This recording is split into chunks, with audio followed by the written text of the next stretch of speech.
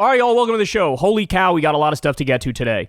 So in just a second, new bombshell report from CNN. Israel is apparently about to bomb Iran's nuclear facilities. I'll walk you through that. By the way, the framing of that story is preposterous. They're lying in their framing of it, and don't worry, I'll make sense of all of it for you. Then we'll get to Elon Musk is not okay. It appears like he's been excommunicated and banished from MAGA, so that's fun.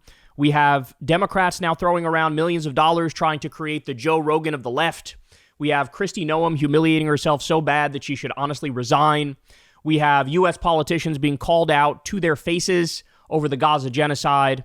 And then later on, MAGA civil war, Thomas Massie versus Donald Trump. A cancer expert says the quiet part out loud about Biden.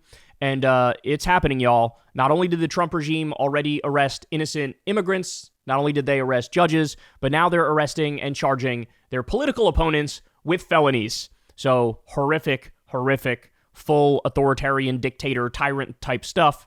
So we'll talk about all that and more. Everybody do me a big favor. Please subscribe to the channel. It helps out big time and costs you nothing at all. Thank you to everybody who supports the show on Patreon. We couldn't do it without you. This is real grassroots media. I've never had a conversation with an advertiser. I've never done an ad read. So you guys fund the show $2 at a time, $5 at a time, etc. You could also sign up to support Crystal Kyle and Friends on Substack. That link is below.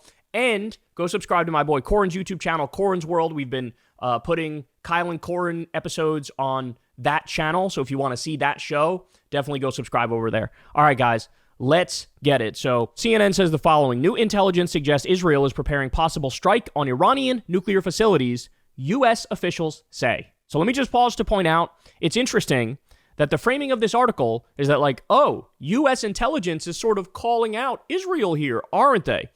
That's strategic. I need you to understand that's strategic. We're going to walk through it in just a second. But also remember, there was an attack recently, which originally everybody thought it was some sort of an accident. But it turns out a top Israeli general basically came out and said, some people say it's an accident. Other people say we bombed them. So there was sort of a sly admission that Israel already attacked an Iranian port. So that happened already. And that still hasn't been acknowledged by virtually anybody, by the way. Just that one Israeli general came out and basically admitted it. But now they're saying the nuclear facilities are in the crosshairs. Okay.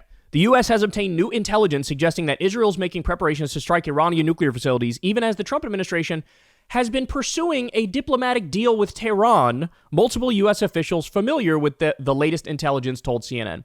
Now, here's why that's bullshit. This is all kayfabe. This is all like professional wrestling type shit here, because the terms that the U.S. are demanding the Iranians agree to are non-starters. For example, they're saying, you can't do any enrichment whatsoever. To which the Iranians respond, we have a right under international law to do enrichment for scientific research and for power for our power grid. To say zero enrichment, they know the Iranians can't agree to that. By the way, as you all know, Trump ripped up the original Iran agreement, which was working and which they were abiding by. So we violated the deal, and now we're going to badger them to get into a new deal with stricter terms? No, that makes no sense. All right, let's continue. Such a strike would be a brazen break with President Donald Trump, please, U.S. officials said. It could also risk tipping off a broader regional conflict in the Middle East, something the U.S. has sought to avoid since the war in Gaza inflamed tensions beginning in 2023. This is rank U.S. propaganda here. Oh, gosh golly, the U.S., we're so anti-war. We're just peaceniks over here. We're just a bunch of doves, and we never wanted the war in Gaza to get to this point. Then why do we keep sending them money, and why do we keep sending them weapons, and why do we keep providing them diplomatic cover at the UN and in the international community? Why did the Trump regime just agree to freeze the bank accounts of the head of the ICC who's charging Netanyahu with war crimes? This is rank propaganda. All right. Officials caution it's not clear that Israeli leaders have made a final decision and that, in fact, there is deep disagreement within the U.S. government about the likelihood that Israel will ultimately act. Whether and how Israel strikes will likely depend on what it thinks of the U.S. negotiations with Tehran over its nuclear program. Now, remember, Trump gave Israel the green light already. He said, hey, do you guys want to attack Iran? You can attack Iran. That's up to you. If you want to do it, you can do it. And then Trump also said in an interview with either Time or Newsweek, Israel won't drag us into the war, but if Israel goes to war with Iran, we'll willingly go fight with them. Oh, my God. So understand what's going on here. They're trying to create fake separation between Trump and Netanyahu so that when Netanyahu does this attack, Trump can say, well, I didn't agree to it. I was against it. But at the same time, I guess we have to back our ally. That's exactly what's going on here. The chance of an Israeli strike on an Iranian nuclear facility has gone up significantly in recent months, said another person familiar with U.S. intelligence on the issue, and the prospect of a Trump-negotiated U.S.-Iran deal that doesn't remove all of Tehran's uranium makes the chance of a strike more likely. So what they're trying to do here is scare Iran. Sorry, Stinky's got her squishy toy. Is scare Iran into saying, okay, we'll do zero enrichment of anything. Among the military preparations the U.S. has observed are the movement of air munitions and the completion of an air exercise, two of the sources said. But those same indicators could also simply be Israel trying to pressure Iran to abandon key tenets of its nuclear program by signaling the consequences if it doesn't, underscoring the ever-shifting complexities the White House is navigating. Oh, please. CNN has the National Security Council and the Israeli Prime Minister's office has asked the National Security Council and the Israeli Prime Minister's office for comment. The Israeli embassy in Washington did not comment. Trump has publicly threatened military action against Iran if his administration's efforts to negotiate a new deal to limit or eliminate Tehran's nuclear program fail. But Trump also set a limit on how long the U.S. would engage in diplomatic efforts. So again, this is what you need to understand. Iran already abided by the last deal. It was verified over a dozen times by the IAEA, the International Atomic Energy Agency of the UN. So they upheld their end of the bargain. It was the U.S. and Donald Trump specifically that ripped up the agreement. And so now the same person that ripped up the last agreement, which proves we're not good to our word because we didn't abide by our end of the deal, right? Now they're going to come in and demand stricter terms. And Iran's just being honest when they say, no, we're not going to agree to those terms of zero enrichment at all, because then you're saying we can't have power for our power grid and we can't do any scientific research, right? So the purpose of this article, it's U.S. intelligence agencies trying to put distance between Trump and Netanyahu and pretend like, hey, if something happens, if there's an attack, don't blame Trump. He's against it. It's actually Netanyahu's fault. But this is not going to work.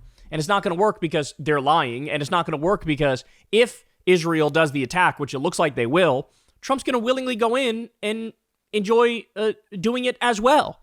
I mean, this is the same guy who said, Obama's poll numbers don't look good. I think he's going to start a war with Iran. So this is the way that he thinks. Hey, my poll numbers aren't doing well. If I start a war with Iran, my poll numbers will go up. And also, I could use more emergency powers that are authoritarian in nature. And I want an excuse to use those powers. I want an excuse to invoke the Insurrection Act and do martial law, for example. I want an excuse to stifle dissent. And so that's what's going on here. Don't fall for it. It's really interesting to me because we would see these articles every week when Biden was president. Oh, Biden's actually really pissed off at Netanyahu, bro. He's really running out of patience, bro. He's really going to pull the leash soon, bro.